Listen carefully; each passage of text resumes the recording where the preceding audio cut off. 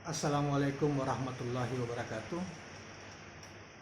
Kawan-kawan sekalian, kita kembali bersama Juanda BKR Channel. Mudah-mudahan kita senantiasa diberi kekuatan lahir dan batin, kesehatan, rezeki, dan lain sebagainya oleh Sang Pencipta kita, Allah Subhanahu wa Ta'ala. Saudara sekalian, kita akan kali ini kita akan mengangkat satu tema pendek, tetapi bagi seorang muslim itu menjadi hal yang sentral, yaitu tentang zikir. Di dalam kita akan mengurai masalah ini di dalam satu kitab, namanya kitab Risalatul Qusyairiyah dari Imam Abdul Qasim Abdul Karim Hawazin Al-Qusyairi An-Nasyaburi. Beliau ini biasa dikenal dengan nama singkat Imam Al-Qusyairi. Dalam tradisi kitab kuning di pesantren-pesantren ini, kitab ini menjadi rujukan utama untuk mengurai, mempelajari tentang istilah-istilah di dalam tasawuf atau ilmu tentang tasawuf, dengan segala istilah-istilah yang tercakup di dalamnya, salah satunya tentang zikir. Ini soal zikir kita pernah juga sudah bahas di dalam kesempatan yang lain, tetapi ini kelihatannya lebih khusus karena di dalam bahasan beliau ini bukan hanya pendapat pribadi beliau selain Al-Quran dan Sunnah yang menjadi dasar penjelasan beliau atau kajian beliau, tapi juga berbagai pendapat para ulama, tentunya yang khususnya ulama-ulama yang pendekatan mereka adalah mengikuti jalan hikmah atau tasawuf. Itu. Baiklah kawan-kawan sekalian, kita langsung saja membacakan uraian penjelasan beliau tentang soal zikir ini. Beliau memulai dengan kutipan firman Allah Subhanahu wa taala dalam surat Al-Hajjab ayat 41 yang artinya, wahai orang-orang yang beriman, ingatlah dengan ingatan yang banyak. Ingat dengan ingat yang banyak. Maksudnya ingatlah Allah dengan ingat yang banyak. Atau berzikirlah kamu dengan zikir yang berlimpah atau banyak. Rasulullah Shallallahu Alaihi Wasallam bersabda bahwa ingatlah, saya akan memberitahu kalian tentang sebaik-baik amal kalian, paling suci amal kalian di sisi Raja kalian, paling tingginya amal kalian dalam tingkatan beberapa derajat, dan paling baiknya pemberian daripada emas dan perak. Selanjutnya Rasulullah bersabda, jika kalian bertemu musuh-musuh kalian, maka kalian memukul leher-leher mereka, dan mereka ganti memukul leher-leher kalian. Para sahabat bertanya, apa itu wahai Rasulullah? Beliau menjawab, zikrullah, zikir atau mengingat kepada Allah. Nah, kemudian Rasulullah bersabda juga bahwa yang artinya hari kiamat tidak akan datang kepada seseorang yang masih mengucapkan zikir Allah, Allah, Allah, dan seterusnya. Saudara-saudara sekalian, Asy-Syaikh, maksudnya Imam Al-Qusyairi menguraikan penjelasan tentang zikir, bahwa zikir adalah rukun yang sangat kuat dalam perjalanan menuju al-haq, maksudnya menuju Allah Subhanahu wa Ta'ala. Bahkan keberadaannya merupakan tiang. Tidak akan sampai seseorang menuju Allah kecuali dengan melanggengkan zikir. Zikir ada dua macam, yaitu zikir lisan dan zikir batin, zikir hati.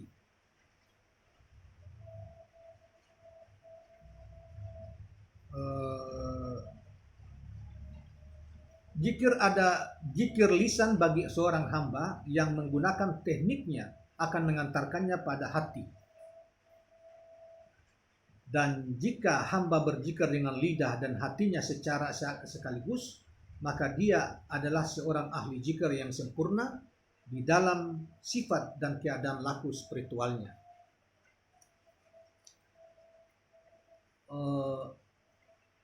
Dikatakan Abu Ali Ad-Dakkak, Abu Ali Ad-Dakkak ini juga seorang sufi. Ia mengatakan zikir menyebarkan kewalian. Barang siapa menetapi zikir, maka dia dianugerahi penyebaran, dan jika dia mencabut zikirnya, maka penyebaran kewalian dicabut darinya. Teman-teman sekalian, selanjutnya dikutip dari As-Sibli. Imam As-Sibli adalah seorang ulama sufi besar ya, yang sering dikutip oleh berbagai kalangan, terutama mereka yang mereka yang mengikuti pikiran-pikiran atau perilaku ya amalan-amalan kesufiannya, mengatakan bahwa dalam permulaan laku sufinya setiap hari menyerap makna sufi sedikit demi sedikit dan mengendalikan nafsunya dengan teguh supaya tidak berputus-putus dari kontinuitas atau keterusan berzikir. Jika sifat lupa memasuki hatinya, maka dia memang memukul nafsunya sampai pecah.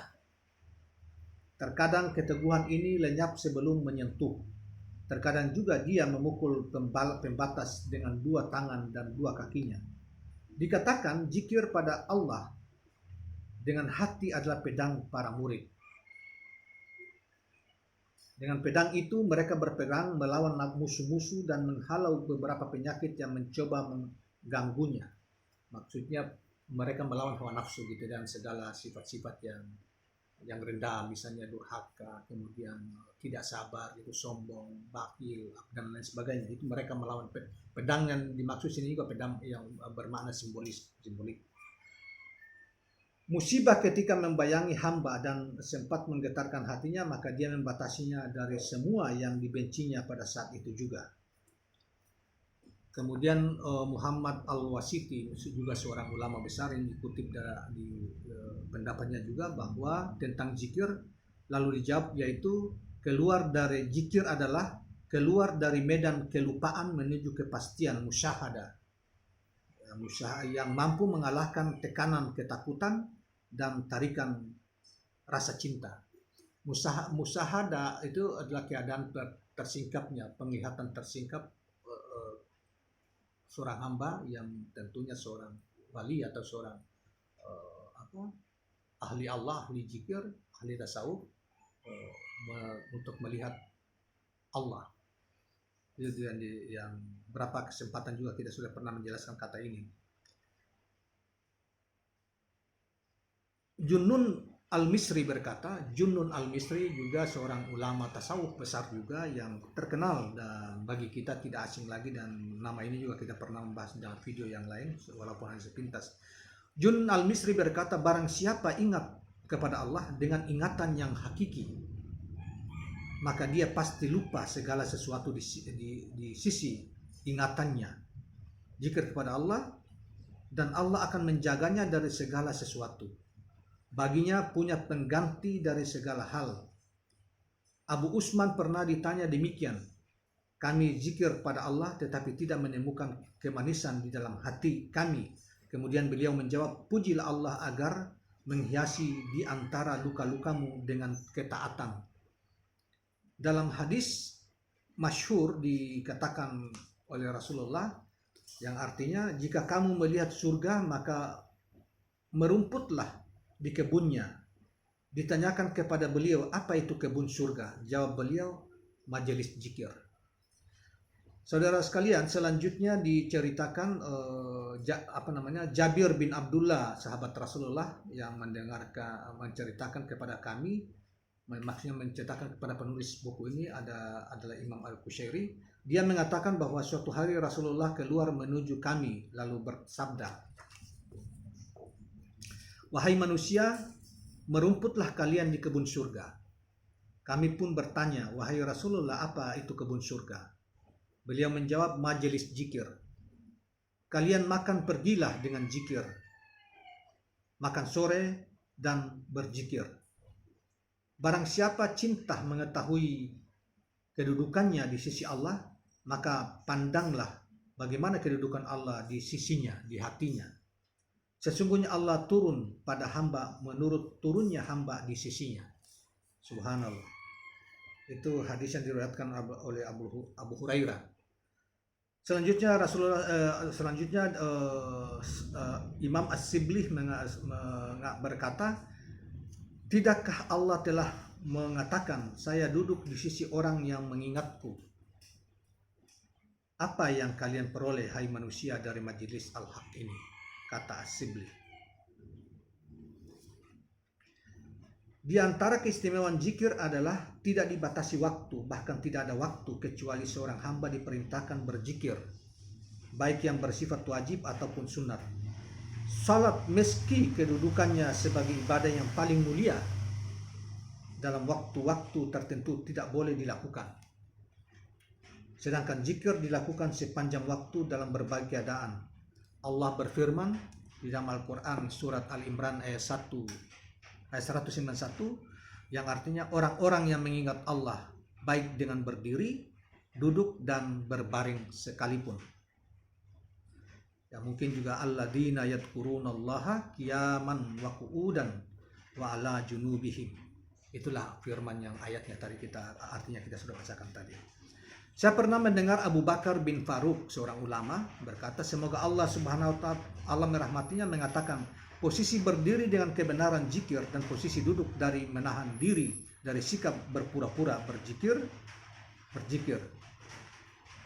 Kemudian ditanya pula Abu Ali Ad-Dakak pernah ditanya, apakah zikir atau berpikir yang lebih mulia? Apa yang terjadi pada As-Syaikh? Bagi saya, katanya As-Syaikh Abdul Rahman, bahwa zikir lebih sempurna daripada berpikir karena Allah Zat Al-Haq disifati dengan zikir, tidak dengan berpikir. Sesuatu yang menjadi sifat asli Al-Haq adalah lebih sempurna daripada sesuatu yang dikhususkan oleh makhluk sebagai sifat Al-Haq. Saudara sekalian, selanjutnya Muhammad, seorang ulama juga, Al-Khatami, ulama besar, mengatakan bahwa seandainya tidak ada ketentuan yang mengatakan bahwa zikir kepadanya adalah kewajiban terhadap saya, niscaya saya tidak mengingatnya sebagai pengagungan kepadanya, sepertiku saya mengingatnya. Lidahnya tidak bisa disucikan dengan 1000 tobat selain zikir.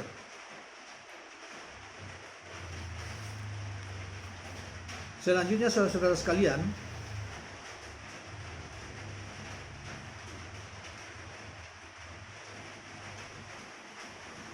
seorang ulama besar juga mengatakan bahwa yang namanya Sahal bin Abdullah berkata, tiada hari selain Zat yang Maha Agung memanggil-manggil. Wahai hambaku, kamu tidak pernah berlaku adil terhadapku. Engkau memohon kepadaku, tetapi engkau pergi kepada selainku. Saya menghilangkan musibah-musibah darimu, tetapi engkau memikul beban-beban kesalahan. Wahai anak Adam, apa yang akan kamu katakan besok ketika datang kepadaku? Kemudian seorang ulama yang lain juga mengatakan, yaitu Abu Sulaim Ad-Darani, berkata, di surga terdapat lembah yang subur. Ketika orang yang berzikir melakukan zikir, para malaikat menanami pohon-pohon di lembah itu. Ketika sebagian malaikat berhenti, ditanya kepadanya, mengapa kamu berhenti? Lalu dijawab, kawan saya orang yang sedang berzikir membuat badan saya lemah dan payah.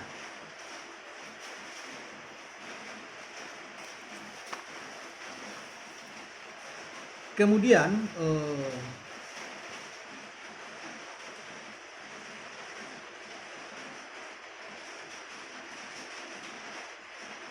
dikatakan selanjutnya bahwa mencari rasa manis yang hilang ada di dalam 3 hal, yaitu di dalam salat, zikir, dan baca Al-Quran. Maka ketahuilah bahwa pintu sedang ditutup.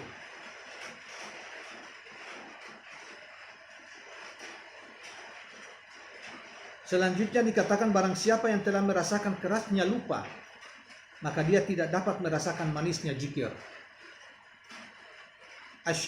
Syari As-Sakti berkata, dalam sebagian kitab yang diberi inspirasi Allah disebutkan, jika mengingatku lebih menguasai hambaku, berarti dia rindu kepadaku, yang membuat saya rindu kepadanya. Syari mengatakan selanjutnya, Allah mewahyukan kepada Daud alaihissalam, maksudnya Nabi Daud alaihissalam, dikatakan bahwa bersamaku kegembiraan dan dengan mengingatku bersenang-senanglah. Kemudian seorang ulama yang lain namanya Ahmad An-Nuri mengatakan segala sesuatu mempunyai ringkasan, siksaan, dan siksaan bagi orang yang ma'rifat adalah keterputusannya dengan zikir. Di dalam kitab, saya ulangi,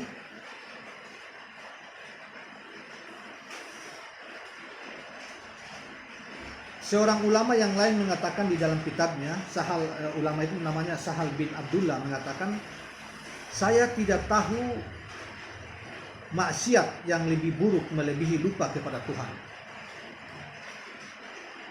Dinyatakan bahwa zikir khafi atau zikir rahasia tidak bisa diangkat ke langit oleh malaikat karena tidak tampak baginya. Zikir semacam ini merupakan rahasia antara seorang hamba dan Allah Subhanahu wa taala. Salah seorang dari kelompok ulama sufi menuturkan pengalaman anehnya. Dia mengatakan, diceritakan kepada saya tentang seorang ahli zikir yang tinggal di sarang harimau. Saya pun mendatanginya. Di sana saya lihat dia sedang duduk berzikir. Tiba-tiba seekor harimau besar menerkam dan berusaha merobek-robek badannya. Dia pingsan dan saya pun pingsan. Ketika dia siuman dan saya sudah mampu berdiri, saya mendekati lalu bertanya, ada apa? Dia mengatakan bahwa Allah telah merobohkan harimau itu. Abdullah Al-Jariri mengatakan di antara sahabat-sahabat kami ada seorang pria yang banyak mengucapkan Allah, Allah, Allah. Ketika dia berjalan di sela-sela barisan pohon kurma, sebatang pohon tumbang dan menimpa kepala ahli zikir itu. Kepalanya pecah dan darah mengalir deras dari sekujur tubuhnya. Di tanah tertulis ribuan kata Allah. Justru di tanahnya dengan darahnya tertulis ribuan kata Allah, Allah, Allah dengan tinta dari darah orang yang tertimpa pohon yang roboh tadi. Saudara sekalian, inilah makna zikir dan segala implikasi bagi orang yang menjalaninya. Zikir ada diterjemahkan secara sederhana kan mengingat kepada Allah atau menjaga batin kita selalu terhubung dengan Sang Ilahi, Sang Pencipta, Allah Subhanahu wa taala dalam seluruh keadaan dan waktu. Nah, ini memang agak panjang sedikit. Saudara sekalian, tadi saya lupa bahwa Imam Abu Qasim Abdul Karim Wajid Al-Qushairi An-Nasaburi atau Imam Al-Qushairi di dalam kitab Risalah Al-Qushairiyah ini adalah seorang ulama sufi besar, dan kitab Qushairiyah ini menjadi kitab rujukan tasawuf, dan satu kitab rujukan dalam ilmu tasawuf. Beliau hidup, penulis ini hidup sekitar abad ke-11, ke-9 dan 10. Bahkan 10 ya, memasuki abad ke-10 dan ke-11 Masehi. Jadi kurang lebih 1000 tahun, 1020 tahun, 1000 tahun yang lalu, lebih dari 1000 tahun yang lalu. Ulama yang terkenal dan kita dimana terkenal sebagai pengantar ilmu tasawuf ya, dan mengenal para tokoh-tokoh ilmu tasawuf. Saudara sekalian, sebelum kita akhiri perbincangan kita kali ini, jangan lupa Anda subscribe channel ini dan komen dan like. Terima kasih. Assalamualaikum warahmatullahi wabarakatuh. Semoga amat bermanfaat bagi kita semua.